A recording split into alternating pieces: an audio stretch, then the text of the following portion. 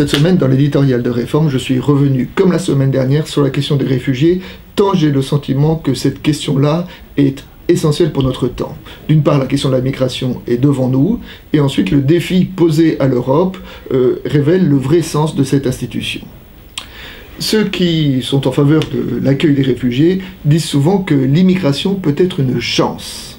Oui, nous avons tous fait l'expérience de rencontres avec des étrangers qui ont été enrichissants. En français, c'est l'ambivalence du mot « hôte » qui signifie à la fois celui qui reçoit et celui qui est reçu. L'accueillant, l'accueilli sont comme le revers et l'avers d'une même médaille qui est celle de la rencontre. Dans la Bible, l'Épître aux Hébreux, dans un verset, dit « Pratiquer l'hospitalité, en l'exerçant, certains ont accueilli des anges. » Les Syriens, des anges? Nous devons changer de regard.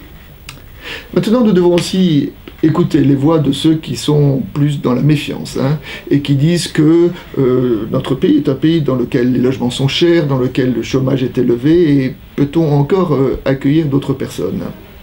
À cela, il faut dire que si l'accueil n'est pas une chance, il devient une obligation morale. En effet, quelle est l'alternative? Qu'allons-nous dire à ces réfugiés? Rentrez chez vous? Est-ce que nous nous voyons honnêtement les accompagner chez eux dans leur maison détruite, coincés entre la folie d'un tyran qui utilise l'arme chimique contre son peuple et Daesh, qui est une des pires dictatures religieuses qu'on puisse imaginer? Est-ce qu'on les imagine les raccompagner là-bas, les regarder dans les yeux en disant au revoir et bonne chance? Alors, c'est pas sérieux. Et puis, de toutes les façons, ils n'iront pas, ils partiront pas. Ces hommes et ces femmes qui ont affronté tous les dangers pour venir en Europe, les voit-on dire « Ah, vous voulez pas de nous? Excusez-nous, on rentre à la maison. » Non, soyons sérieux.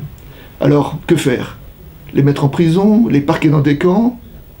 L'accueil est la seule solution qui soit à la fois digne, humaine et réaliste.